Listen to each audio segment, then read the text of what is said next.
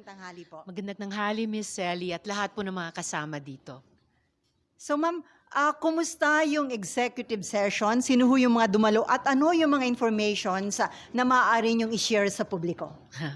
Siyempre, in principle, confidential yung pinakalaman nung binabahagi ng mga agencies natin sa isang executive session.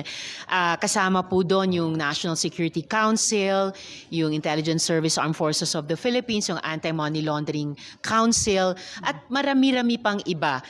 Pati po yung Interagency Council Against Trafficking na matagal nang kasama ng Senate Committee on Women sa aming investigasyon laban sa POGO, sa mga issue niya ng prostitution, illegal recruitment and detention, yung matagal na pastilla scam at ngayon yung tumatagal at lumalawak na usapin ng human trafficking, cyber scamming, money laundering at mga aspeto din ng national security.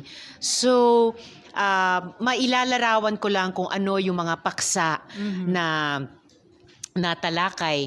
Halimbawa, nung patapos na yung kabuang executive session, isang panawagan sa National Security Council na iangat na kay Presidente itong usapin ng POGO, no, yung Philippine Offshore Gaming Operations, POGO bilang national security threat. Yung isang naging paksa din sa isang exclusive na unang bahagi ng executive session ay yung isinasagawang link analysis ng ISAF tungkol sa POGO at iba't ibang mga sentro ng kapangyarihan o yaman dito sa ating bayan. Isang naging paksa rin ay yung itinanong namin na illegal revenue flows ng POGO. So ito, paksa na pinaka-relevant sa AMLAC, lalo na patungkol sa meron bang at anong klaseng ganitong mga illegal revenue flows sa pagitan ni na Mayor Alice Guo, yung POGO hub niya sa Bamban at iba pang aktor. So, sumaklaw yung buong umagang, tumawid pa nga sa hapong ito na executive session sa ganito at iba pang mga paksa. So ma'am, dun sa sabi, akyat na sa Office of the President yung parang issue ng national security threat. Yun po yung napagkasunduan, ma'am. Yun yung isang ipinanawagan, suggestion siya nung executive session. Kineri ko po talaga bilang chair na tulad nung ipinanawagan ko na ilang beses kay Presidente na iban na ang POGO, patigilin na ito, palabasin, paalisin na sila sa ating bayan. Na-raise din yung ganyang panawagan sa executive session at nasabi po namin directly sa NSC bilang sila yung council o body sa loob ng gobyerno natin na pinaka-concerned sa usaping national security. Ma'am, the mere fact na hindi nyo nga pwedeng ibulgar dahil executive session, pero masasabi ba natin na mabibigat yung mga informations na na-share sa inyo ng ilang mga government agencies? Mabibigat ang concern ng ating mga government agencies dahil pati sila sinusubaybayan nila syempre bukod sa sila'y resource persons dun sa investigasyon ng Senate Committee on Women tungkol sa kabuang madilim na kwento ng POGO sa ating bansa, lalo na sa puntong ito na particular iniimbestiga namin yung POGO hub sa Bamban at yung kinalaman at personahe ni Mayor Alice Guo dyan sa hub na iyan.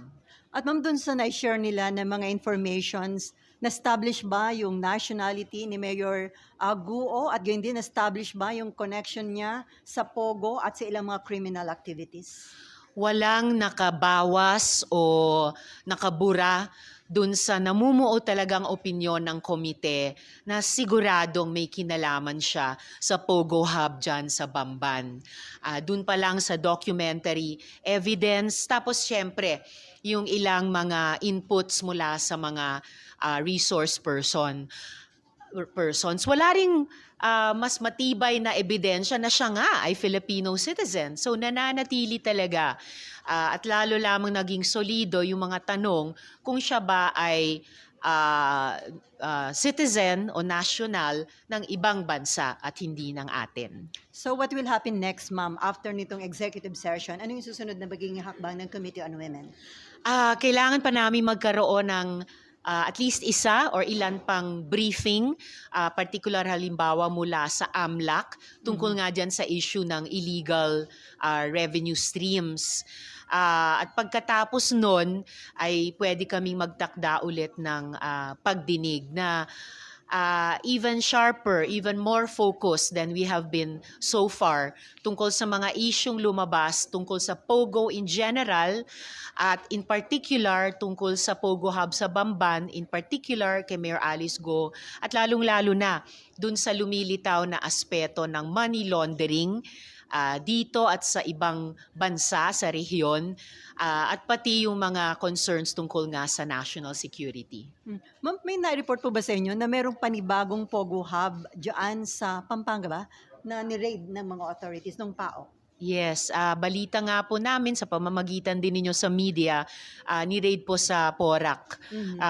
May naging concerns pa nga kung ito ba ay na-leak, ito ba ay nasunog, pero kung ano pa man, nairaos po iyan at malamang makakarinig na tayo sa kanila soon kung ilan ang kanilang na-rescue na human trafficking victims doon at ano pang ibang mga aspeto ng o anggulo ng POGO doon ang kanilang iimbestigahan na. Okay, Marlon. Ay, sorry. Ito nga pala. When you say raise it to the president is a national security threat, what do you mean by that? Ang panawagan sa executive session na sinusuportahan ko ay in effect nasabi ko na rin dati kay presidente ng ilang ulit na siya na habang nakapagsalita ng at least minsan ng Senado dun sa committee report ng Senate Committee on Economic Affairs sa ilalim ng kanyang dating chair na si Sen. Sherwin na paalisin na ang mga POGO sa loob ng 3 buwan, habang hindi pa yan na-actionan, ang executive naman ay pwede ding umaksyon. Kung si Presidente mismo ay magsabi na paalisin na natin ang POGO sa Pilipinas sa loob ng kung ilang buwan, pwede nang magsimulang mangyari yun eh. So ngayon, ang inaasahan ko ay mismong ang National Security Council bilang body sa gobyerno na may shop, kumbaga mandato tungkol sa national security, ay sana i-bring up na rin nila ito kay Presidente para makapagsalita na sila tungkol sa usapin ng POGO bilang national security threat. May representative po yung NSC May representative din po sila, kaya naipahayag po namin sa kanila yung ganyang panawagan. Di ba si Presidente po mismo yung chair ng NSC? Yes, sila. Sa that advisory body, wala pong hindi pa napag-usapan yung POGO sa serious threat to our national security. I doubt na hindi pa nila ever na pag-usapan ito. In fact, nabalitaan din namin ilang beses sa inyo, sa media, na mismo ang National Security Advisor ay nagsalita tungkol sa POGO bilang isang concern nila. So hopefully ay dinigin ng NSC yung aming panawagan at dinigin din ni Presidente na pag-aralan ang POGO kung ito ba ay national security threat at kung yan ang mabuo nilang opinyon, ay sana umaksyon si Presidente laban sa POGOs. After your executive session, mas nakakaalamaw ba para sa inyo yung sitwasyon ngayon ng POGO sa Pilipinas? Definitely. Mas nakakaalarma dahil walang reassurance na hindi ito banta sa ating mga komunidad o hindi ito banta sa ating pambansang seguridad. At ilang taon na itong problema ang mga POGOs mula pa ng panahon ni Duterte, ang dami-daming masasamang epektong dinulot. Napako yung mga pangako nung simula na na-excite ang iba na magdudulot daw ng economic gains. Di naman nangyari yun. Ang laking utang sa buwis, tas yun na nga, ang daming masamang epekto sa ating mga komunidad at posible sa ating bayan. At kung hindi natin ito tutugunan ngayon decisively, mananatiling at magiging mas malaki pang problema ito sa mga susunod na taon. Before Victoria Tulad, ma'am, bagamat sinasabi kasi ni Mayor Guo na inosente siya at handa niyang linisin yung kanyang pangalan. Pero during the executive session, sa tingin ninyo, hindi na niya, mas nadiin itong si Mayor Guo, mas naging mabibigat yung mga ebidensya against her at mahirapan siya na yung sinasabi niyang linisin yung pangalan niya. Hindi pa rin hindi pa rin mas kumlaro yung identity niya kahit sa executive session. So kung ano yung hirap niya pagkatapos nung nakaraang hearing na sabi niya linisin ang kanyang pangalan, hindi po nabawasan yan. Baka pa nga nadagdagan. Kaya kung gusto sana niyang linisin ang kanyang pangalan, di dapat mula sa simula naging mas mahusay na resource person siya at hindi lalong nagdagdag ng mga tanong tungkol sa kanyang sarili. And I heard may sinabit ho siyang letter ngayon sa inyo, ma'am. Did you receive it, ma'am? Buti pa kayo na basa nyo na. Natanggap pa lang yata sa opisina ko, hindi ko Hindi pa nga nabasa. nababasa. May excited yata sa kampo niya na iparating sa inyo. Okay, Victoria. Ma'am, good afternoon. So can we say po na after your executive session, mas may basis po to file criminal and administrative cases against Mayor Alice? I'm more confident na talagang magiging mabigat at solido yung mga kasong inihain na at maaring ihain pa ng iba't ibang mga ahensya ng executive ng ating gobyerno. Lumalabas ang katotohanan, hindi sa bibig ni Mayor Alice Guo at hindi lamang sa aming puspusang investigasyon, pati po sa mga parallel investigation ng mga ahensya ng gobyerno. Ma'am, sabi ni Senator Sherwin, and baka po na-confirm ng office nyo, nakaalis na raw ng bansa yung father ni Mayor Alice, pati si Wen Yilin. Paano nito maapektuhan ang inyong investigation? Mahalaga at seryoso ang mga research na ginagawa ng bawat Senate office namin. I-establish namin bago matapos yung investigasyon kung nandito pa ba yung isang magulang o nasa ibang bansa na ba yung isang magulang, ano ba yung kalagayan nila, ano din yung kanilang legal status in terms of yung identity at yung pagtupad o paglabag sa mga obligasyon nila sa ating bayan sa ilalim ng ating mga batas ng Pilipinas. Last po from me, ma'am, was Mayor Alice invited po to the executive session? Why not po? No. Ang executive session ay lamang talaga on request at para sa mga executive agencies natin para maging malaya sila sabihin in executive session yung hindi pa nila kayang sabihin in open hearing. Ma'am, ngayong alam na mismo ng mga executive officials, ng mga national security officials ng administration itong mga nangyayari sa operasyon ng Pogo, do you think aaksyon na si PBBM para nga ipagbawal na ipatigil na yung Pogo operation sa ating bansa? At meron ba nag-commit sa mga executive officials na yun ang kanilang i-recommend sa presidente? Well, syempre hindi naman sila makapagsalita kay presidente, but I really hope aksyonan ito ni presidente. Ano pa ba ang hihintayin nila, no? Lalo na kung magrekomenda ang NSC sa kanila na i-convene sila para diskusyonan nito at posisyonan itong usapin. Itong tanong, ang Pogo ba ay banta sa pambansang seguridad? Okay, Camille, and then Mav. Please use the microphone. Ay. Opo. My question is about this certain barangay. My question is about this certain barangay captain in Banban, Tarlac. It was reported that this barangay captain was suspended by Mayor Guo because of his refusal to sell about 500 plus na hectares, 54 hectares. And it will be parang in coordination with this Chinese group. It's ancestral domain. Paano po ang gagawin natin dito? Dahil obviously, sinasabi po doon kasi may resolution pa raw yung kanilang, yung Office of the Mayor and yung sanggunian na parang he was suspended for not abiding. And considering na ancestral domain, gagawin din Pogo, ano po ba ang mga move natin para dito? Will it be a point against Mayor Guo dahil that's against the Constitution? It would be against the Constitution. It would be against the Indigenous Peoples' Rights Act. Hindi pa po namin napag-aralan yung issue yan, pero narinig ko na nga yung usapin di umano ng land grabbing sa lupang ninuno ng mga katutubong Pilipino. Kung may aspeto pang ang isang barangay captain na IP leader ay sinuspindi ng mayor dahil nanindigan sila sa lupang ninuno nila, na may karapatan sila sa ilalim ng IPRA kung imbestigahan at mapatunayan na may ginamit na kapangyarihan ng mayor laban sa isang barangay captain sa ganyang usapin ng sapilitang pagpapabenta ng lupa, hindi yan makakabuti kay Mayor Alice Guo. Okay, Danielle? Ma'am muna. Ladies first.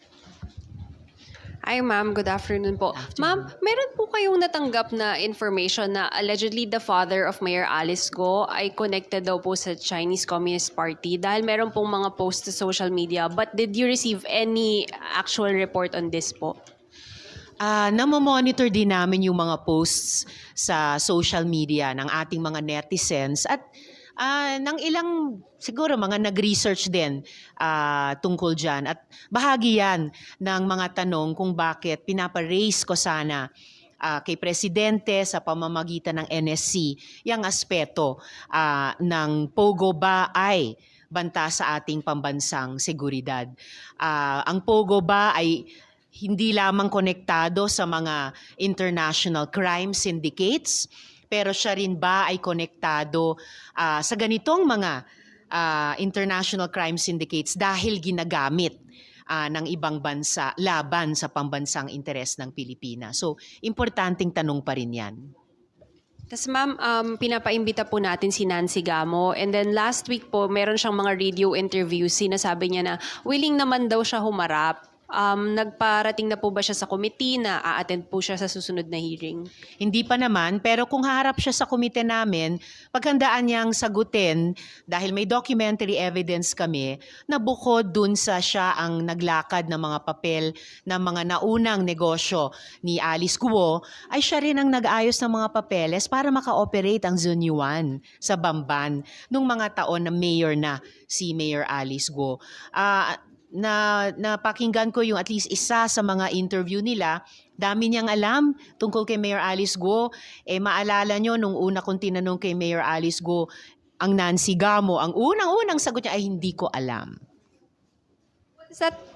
What does that tell you, ma'am? Na si Nancy Gamo nga po sinasabi niya, over a decade niya nang kilala si Mayor Guo at parang personal na kilala and then Mayor Guo was denying knowing her doon pong umpisa. So, ibig sabihin, nagsinungaling na naman si Mayor Alice Guo tungkol kay Nancy Gamo. Sorry, last ma'am, ano po kaya motivation? Bakit po kailangang magsinungaling on the identity of Miss Nancy Gamo? Siguro, kailangan magsinungaling kung may kailangang itago. So, kung ang pinaka-iniimbestiga namin kay Mayor Alice Guo ay yung kanyang link sa Zone 1, baka ayaw din niyang i-confirm ang pagkakilala niya sa kahit sino pang ibang tao na may documentary evidence na kami, may link din sa Zone 1. And then Danielle. Afternoon. Ma'am, si Senator Jinggoy po ini-insist na allegedly meron daw partner si Mayor Guo na parang allegedly involved din daw sa Pogo. Do you intend na invite din po ba yung sinasabing partner daw ni Mayor Guo? Sa ngayon, hindi po. Hindi po. Inaalam lang namin yung personal life ni Mayor Alice Guo sa pagkakonekta niyan sa kanyang legal identity at saka legal personality para gawin o di dapat gawin yung ibang mga official acts niya. Kung yung taong tinutukoy ay may kinalaman sa Pogo, sa ibang bahagi ng bansa, posibleng at sometime in the future, maimbestiga yon kapag mayroong tulad sa amin ngayon na may tumakas na biktima at nalaman po namin iyon. Or kapag magfa-fact find sa POGO sa buong bansa. Halimbawa, kung tatalakayin ito ng NSC. Pero sa ngayon, wala pong balak pa ang komite imbitahin yung taong iyon. Okay. Hi, Senator Bons from Rappler. Ma'am, balikan ko lang po yung sa SALN. Kasi di ba during the last hearing before, she presented two. June 30 and then July 1, and then you questioned bakit biglang bumaba. So tanong ko lang po, is your office looking into this? Kasi may precedent before, during the Corona impeachment trial before yung sa Senate din, merong at least 6 public servant na na-dismiss because of minor infractions sa kanilang SALN. So is this another ground for disqualification for the mayor? Sa ngayon, if it will lead to that, then pag-reinforce siya dun sa ibang mga procedure, halimbawa sa COMELEC or sa ombudsman ba yon, yung isa na posibleng matanggal sa posisyon. Pero just as surprisingly contradictory documents, yung pagtanggal ng mga 7 real assets as land properties mula dun sa unang SALN of 2022 papunta dun sa pangalawang SALN of 2022, 1 day apart lang. Yung pagtanggal sa mga business interests dun sa pangalawang isinumiteng 2022 SALN, talagang pwedeng lumabas na paglabag dun sa obligasyon naming lahat ng mga nagtatrabaho sa gobyerno na magbigay ng kompleto at totoong statement of assets, liabilities, and net worth. Ma'am, si retired Brigadier General Jerry Zamudio, may pinadala po siyang mga information na parang sa tingin niya warrant sa Senate inquiry. Galing daw ho ito sa isang dating Deputy Director General ng National Security Council. Ito ho yung mga details. Kaugnay po ito ng, sabi niya, ay significant presence and activities ng mga Chinese doon sa isang island sa Cavite. Nandito po yung ilan, kasi ang haba-haba na sinabi niya. Approximately 30,000 Chinese nationals reside and work on Pogo Island, Cavite, formerly Island Cove Resort. And then all consumables such as beer, snacks, and soft drinks served and sold on the island are China-made and packaged. There are at least 2,000 Filipino construction workers on the island housed separately.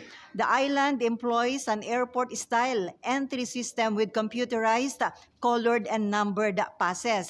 A restricted VIP housing block which no Filipinos can access overlooks the Philippine Navy's Sangley Point Naval Base. At marami pa ho siyang ibinigay na mga informations na galing nga daw ho sa dating Deputy Director General ng National Security Council. So ang tanong ho niya, given itong mga alarming details, can the Senate initiate a Senate inquiry to investigate the truth of these matters kung ito daw ho ay totoo?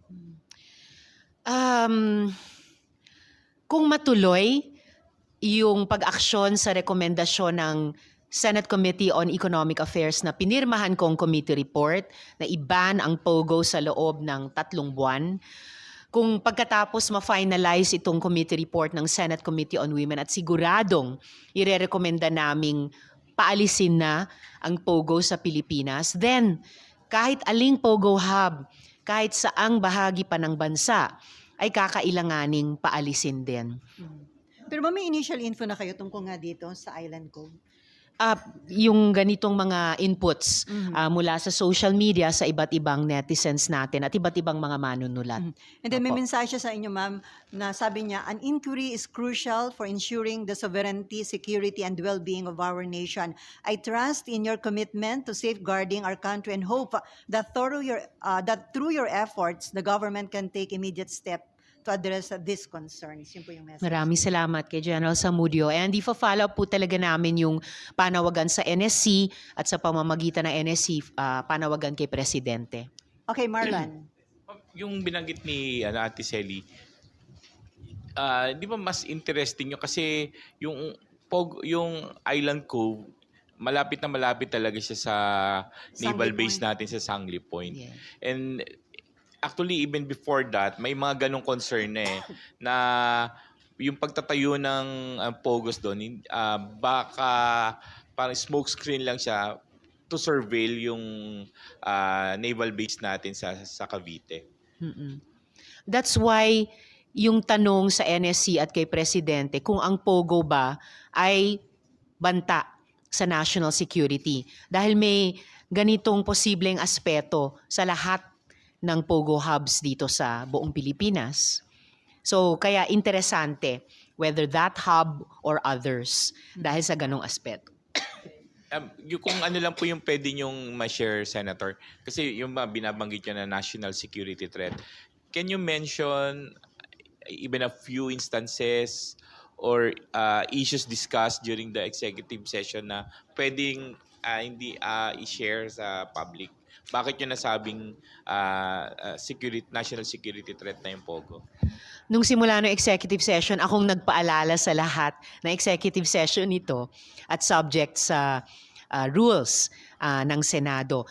Kinaya kong talakayin yung ilang mga paksa na tinalakay namin. Pero sigurado sa pagdating ng susunod na committee hearing, open hearing, public hearing, mai-surface na namin yung ibang mga punto na by that point in time, mas na-finalize na at hindi na subject ng ongoing operation or ongoing investigation.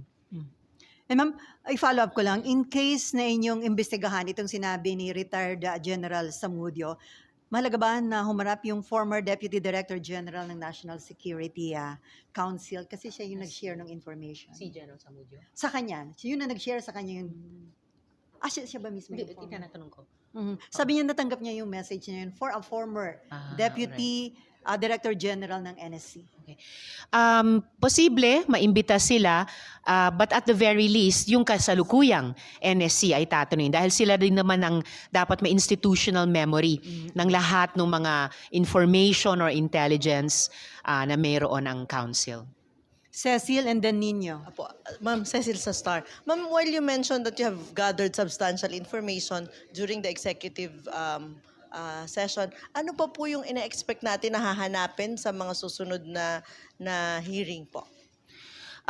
Well, if-finalize na lang namin, ano pa ba yung, sino-sino pa ba yung mga resource persons na dapat naming imbitahin? Alin pa bang mga anggulo ang dapat talaga naming ipin down? Merong bang anggulo na dapat bitawan na namin? Tapos, so basically yon, further sharpening, further honing yung magiging findings at recommendations namin sa committee report. Schedule na po ba tayo for the next hearing, whether executive or open?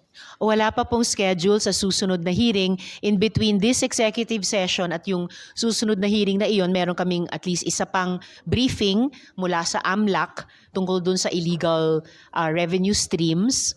And then magtatakda po kami ng susunod na hearing. Present, ma'am, ano na yung pieces of legislation that you could sense na pwede nating itulak na nakuha natin doon sa mga previous hearings ng GO? Marami-rami na rin.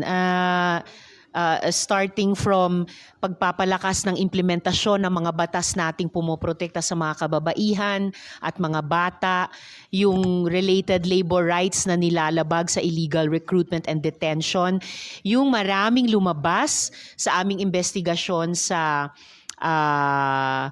ang tawag nito, yung Pastilla scam, including yung pagpapalakas sa mga immigration-related na batas natin, lalo na't higit na naging high-tech ang human trafficking for one.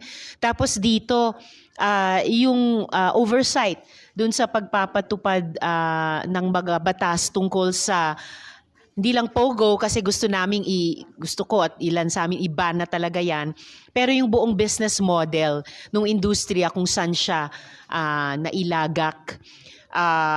Meron ding mga rekomendasyon yung iba't ibang agencies na resource persons na pagpapalakas ng iba't ibang mga batas kung sa ilalim no na sila'y nag-ooperate para maging higit silang effective sa pagpapatupad ng kanilang mga mandato. So marami-rami. Last na po, do you share po yung sinabi ni Senator Jinggoy na even the late registration na policy ng gobyerno dapat ma-revisit kasi parang na-abuse na in this case? Salamat po.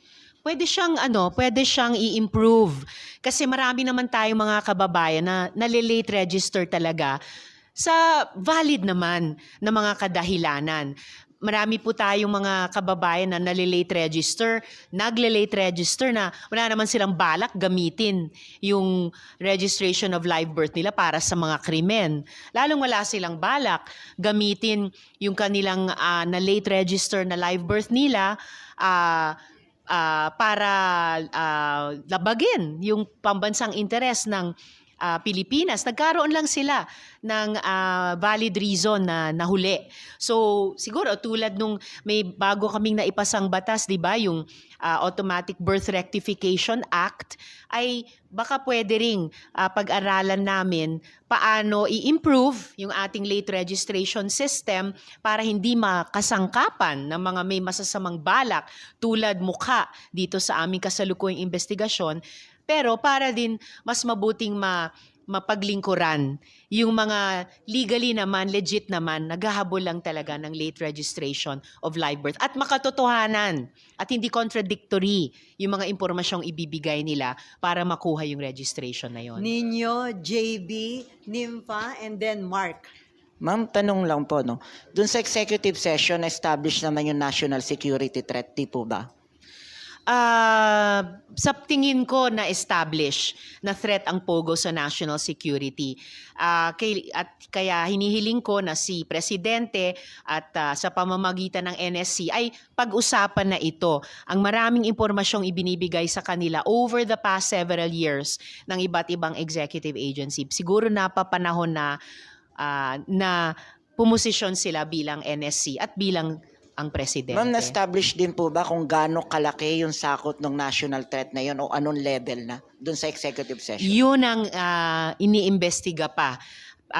Pero at the very least, nagpapasalamat ako na yung mga ahensya na dumalo sa executive session ay pinag-aaralan talaga itong anggulo ng POGO kaugnay ng pambansang seguridad at umaasa ako na pagdating ng susunod na public hearing, mas masasabi na nila and publicly ano na yung posisyon nung kanilang department o agency at paano nila aaksyonan ito. And I'm hoping na aaksyonan ito hindi lamang ng legislature pero ng executive sa isang coordinated na paraan. Dahil mukhang coordinated din ang aksyon ng mga POGO na ito. Ma'am, doon ba sa isa sa magiging recommendation nyo, ay encourage nyo lahat ng senators to sign sa isang resolution na hinihiling ng i-abolish talaga yung POGO? Dati nang may majority numbers namin na committee members ng Committee on Economic Affairs sa ilalim nung nakaraang chair niya na si Sen. Sherwin. Dati na kaming pumirma ng ganyan. So kumbaga minsan nang may sense of the Senate na ganon. So sana ma-adapt na ito in plenary at sana dahil kayang gawin ito ng mas mabilis kaysa pa sa amin sa Senado, sana umaksyon din si Presidente. Siya na ang magdesisyon at magsabi, paalisin na yung mga POGO. Thank you, ma'am. Okay, JV. And then Nympha and then Mark. Okay. Sen, JB po from Yes. IBC 13. Kung si Senator Jinggoy naman doon yung tatanungin, sabi niya kasi kahapon, he's not totally in favor of banning POGO kasi kung pwede yung mga illegal lang talaga mapapatunayan, tapos kung pwede, more than 50% na magtatrabaho ay Filipino. Tsaka it create more jobs din daw po. So would you more jobs daw. So would you consider this o talagang total ban po tayo? Total ban pa rin, with all due respect sa SP Pro Temp. Kasi dati nang pangako yung maraming trabaho sa mga Pilipino. Konti lang at mas marami pa nga sa naging empleyadong Pilipino ay naging biktima. Di namang empleyadong enjoying their full rights as working people. Ano pa yung isa? Kahit yung mga legal na POGO, yung nabigyan dati ng PAGCOR ng lisensya, more than 200. Kalaunan, 190 plus ba yon na sinuspinde din ng PAGCOR? Tapos di rin nila masiguro na lahat ay sumunod. Kasi baka at muka yung iba, tulad nitong dating Hongsheng na naging Zunyuan na lang, ay nagpatuloy pa rin sa operation. Nagkunwari pa ang Zunyuan na may provisional license sila na pinasinungalingan ng PAGCOR mismo. So mukhang kahit yung nagsisimulang legit or legal na POGO or POGO na may lisensya nung una, nagmo-morph din nagmo-mutate na nagiging illegal, tapos dumadako talaga sa human trafficking and crypto scamming, at nitong huli, lumalabas sa aming investigasyon, dumadako din sa money laundering at naitatanong pa yung anggulo ng pambansang seguridad. Okay, Nympha. Thank you. Good afternoon, ma'am. Ma'am, only if you can confirm this publicly po, na-confirm ba, ma'am, sa executive session kung meron ng surveillance and hacking activities dun sa POGO sa Bamban? Patuloy pang inaalam po iyon. So bahagi yan ng kabuoang tanong na ang POGO ba ay national security threat? Kaya sana ay posisyonan na ng NSC at aksyonan na ni Presidente. And then, ma'am, sabi nyo kanina, napatibay dun sa executive session na may national security concern yung presence ng POGO. Nakuha nyo po ba yung commitment ng NSC that they'll bring it up with the President?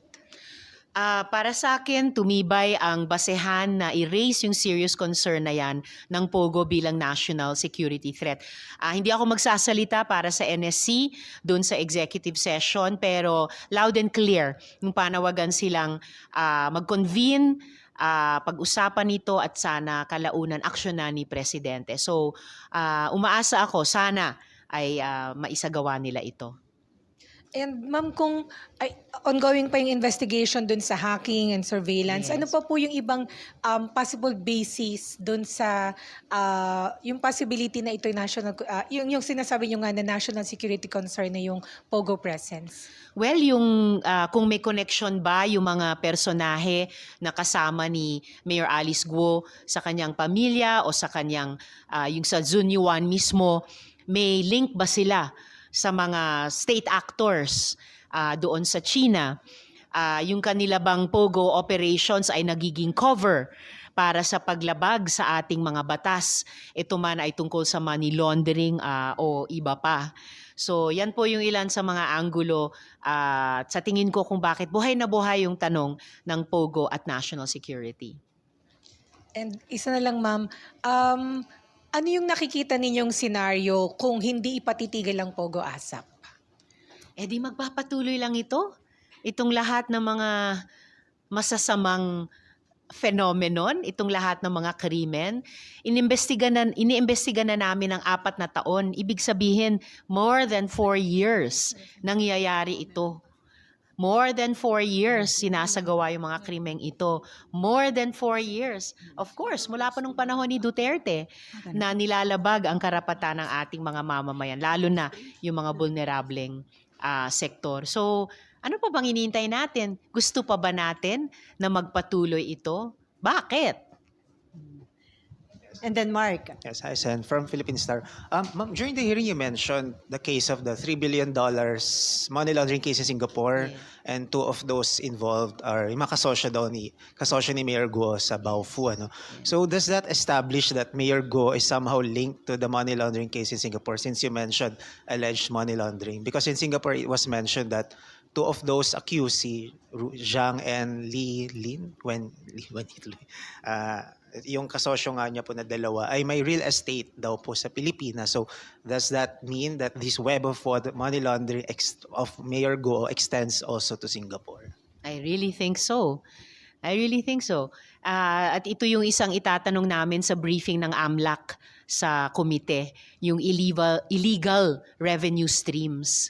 Kasi bakit may ganyang kalalaking mga pera na allegedly na money launder nung kanyang 2 kasosyo, maiisip tuloy, teka, ang laki din ng sinasabing halaga ng kabuoang Zunyuan complex na yan.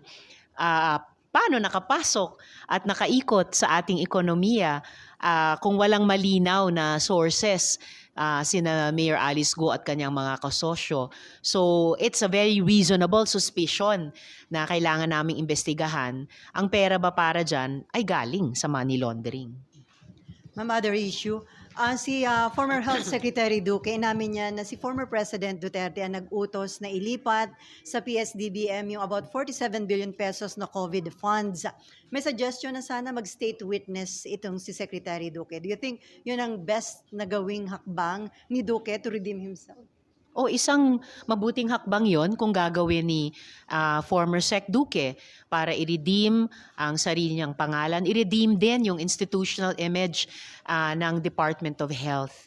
Hindi ako nagugulat sa ganyang revelation ni dating Sec Duque dahil lumabas na rin sa naunang Blue Ribbon Committee investigation na talagang ipinakilala nung mga usual suspects ang formally kay presidente, no? So sina Michael Yang et al.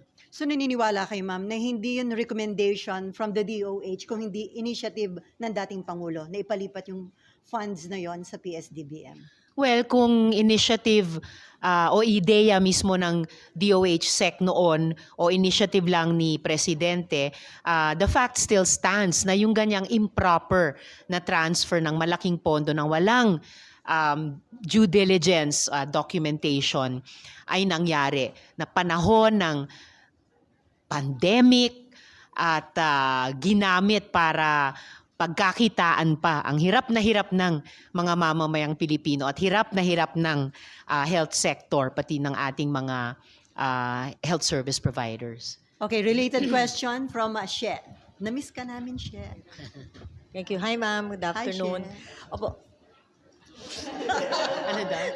Siya pala yun. special guest. Oo. Ma'am, hours after na umikot yung mga reactions ng senator tungkol dito sa statement ni Secretary Duque, binawi niya po in a statement and he said that he was unfortunately taken out of context. And he maintained that the instruction was given by the President to speed up the procurement of pandemic medical supplies. Ma'am, what can you say about this, ma'am? Wow, it was good while it lasted, no?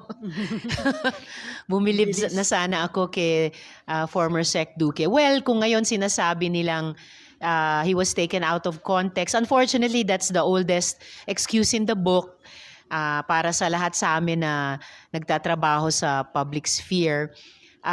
Kung yan ang sinasabi niya na pina-accelerate lang ni Duterte yung pag-procure, in a way, we're back to square one dun sa kanyang posibleng pagiging importanteng resource person para makumpleto na talaga yung investigasyong iyon. If he now refuses to be part of finding the whole truth, it's really his loss. Mostly it's the loss of the Philippines, no, at tayong mga Pilipino. Pero di magpupursige pa rin yung mga puspusang nag-iimbestiga dyan. Pero loss kay dating Secretary Duque na hindi siya magiging bahagi nun. Ma'am, kanina, former Senator Gordon was in a news forum and he said that etong 12 billion about the Pharmally is just the tip of the iceberg at marami pa na allegedly overpriced deals like yung computer system daw na pre-procure during that time.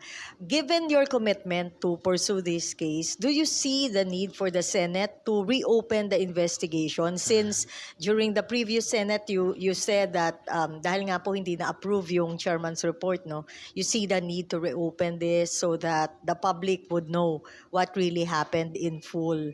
Do you still see this need? Matagal na namin gusto sana. Naghihintay lang talaga kami ng tinatawag na new matter. Bagong resource person or whistleblower, bagong ebidensya. Si former Sec Duque na sana yon kung sakali, di ba? Kaya lang, just a few hours later, binawi pa nila. Pero yon, habang naghihintay pa rin, ang Senado ng isang new matter, nagpapatuloy naman yung iba pang mga government at constitutional body sa kanilang trabaho. Gaano mang katagal nananalig ako, malalaman pa rin natin ang katotohanan at masisingil pa rin ang accountability ng lahat ng gumawa ng pera dyan. Ma'am, one last point. Masisingil lahat, including the former president? Well, kung talagang mapatunayan namin na siya yung nag-utos ng fund transfer, siya ay kasabwat sa mga ganyang kaduda-dudang procurement, kung siya ay kasabwat sa mga overpricing, then magiging tungkulin namin na singilin din ang kaniyang accountability. Ma'am, last 2 issues na lang po. Una, dun sa divorce bill. Nagkaroon ng survey, parang closed fight yung mga pro at saka anti-divorce bill. And according to Senate President Pro Tempore Jingo Estrada, hindi ito priority ng leadership at parang sinasabi niya na dadaan sa butas ng karayom itong panukalang divorce. Would you like to comment on that bilang principal author? Maraming panukalang batas dito sa Senado na kahit hindi prioridad o wala sa LEDAC, ay pumapasa naman, di ba? At yung survey na iyon ay hindi pa naman kompleto, hindi pa namamap lahat naming 2 dosenang senador. Kaya sapat na sa akin yung sinabi naman ni SP Cheese na magiging conscience vote ito. So para sa akin, yun lang naman ang hinihingi, lalong-lalo na ng mga divorce advocates organizations. Fair fight lang. Kasi ang kakabit ng fair fight na yan ay yung second chance sa pag-ibig, pagtataya, buong family life ulit. At sino ba naman tayo para ipagkait yun? Mhm. And then, pagdating naman sa SOGI bill, sinabi din ni Senate President Chis Escudero na may hirapan din na makapasa unless yung proponent magiging open dun sa ilang mga amendments. Ang mas may chance daw na ma-approve ay yung proposed anti-discrimination, yung bill. Companion measures naman yung dalawang yun eh. Kasi yung tinatawag nilang anti-discrimination bill ay laban sa diskriminasyon sa lahat ng grounds. Oo, pero kaya kailangan pa rin ang SOGIESC Equality Bill dahil particular siya sa lahat ng Pilipino pero pangunahin ng isang komunidad laban sa diskriminasyon on the basis of SOGIESC. So may mga partikular na proteksyon na kailangan laban sa ganung klasing diskriminasyon. And matagal naman na yung community handang magbigay ng amendments eh. Sinabi ko na rin yon sa mga kasama sa Senado nung nakaraang kongreso pa. Kaya nga, i-report out na sa plenaryo para pag natapos na yung period of interpellation, pwede na kaming dumako sa period of amendments kung saan gagawin ko of record. Yung marami-raming mga amyenda na handa nang gawin ng community, kaugnay ng freedom, academic freedom, kaugnay ng parental authority, at ilan pa, yung napaka-explicit na hindi pa kasama sa SOGIESC Equality Bill, yung same-sex marriage. Hindi yan isa sa mga government licenses. Anyway, hindi naman lisensya ang marriage license, di ba? Or hindi siya government license. So kung amyenda lang ang gusto ng mga kasama, game. Paabutin na natin sa period of amendments. May commitment na ba si bagong majority leader, ma'am? Well, kinausap ko si Majority Leader, sabi ko ilabas na sana sa Committee on Rules para makausad na sa legislative process. At sabi naman niya, ang tagal na pala, kasi Disyembre 2022 pa, ang tagal na pala. Sige, hahanapin ko yan. So umaasa ako sa kanilang pag-review doon sa legislative status ng committee report kung saan 18 ang nakapirma. 3/4 ng mga miyembro ng Senado ay nakapirma. So patunay na hindi iyan divisive o pampagulo lang. Yan po ay nakabuo ng 3/4 unity ng Senado. At yan po ay magbibigay daan sa kapanatagan ng loob sa marami-raming mga couples at pamilya. Nina? Ma'am, can we get your reaction po dun sa pagbaba ng taripa sa bigas? Pagbaba ng taripa sa bigas. Ay, matinding pinag-aaralan po namin yan dahil sobrang concerned yung aming mga partner na samahan ng mga magsasaka, iba pang rural sectors, kahit po yung mga nagsusupply ng bigas sa ating mga talipapa, palengke, supermarket, tutol po talaga sila sa pagbaba ng taripa. Dahil nga naman, bakit ibababa ang taripa kung gusto nating bigyan ng higit na proteksyon at suporta yung ating mga domestic na producers, kung gusto nating suportahan yung ating mga magsasaka, lalo na mga magsasaka sa palay, at kung yan naman ay covered na rin ng isang kasalukuyang batas, no, yung rice tarification law. Lahat po ng mga agricultural na bansa ay gumagamit ng resonableng taripa para nga suportahan yung domestic producers at makapataw ng tamang taripa sa kung ano ang itatakdang kinakailangan at yun lamang kinakailangang mga imports. So ma'am, kapag ba nag-resume yung session, kino-consider niyo mag-file ng proposal para i-correct itong ginawa ng executive? Kasi ngayon pala, may karapatan ang presidente na baba yung taripa habang naka-recess yung session. So, pwede kayo lang umaction kapag nag-resume yung session. So, pinag-aaralan po namin kung anong magiging legislative action namin doon. Kung yan ay panukalang batas ba yan? Yan ba ay resolution para mag-imbestiga? Sigurado magiging active ako ulit at ang buong minority, kasama si Senate Minority Leader Coco Pimentel pagdating din ng budget debates, pati kaugnay ng Department of Agriculture. So, ngayon, inaasahan ma'am, babaha yung mga imported rice and other agri-products sa ginawa ng Malacanang. Yun na nga yung kinatatakutan ng aming mga partners na tutol dito sa pagbaba ng taripa. With that, maraming salamat kay Deputy Minority Leader Risa Ontiveros, and thank you sa PROS headed by Glenda, and of course to Louie, ang Media Relation Officer ni Senator Risa Ontiveros.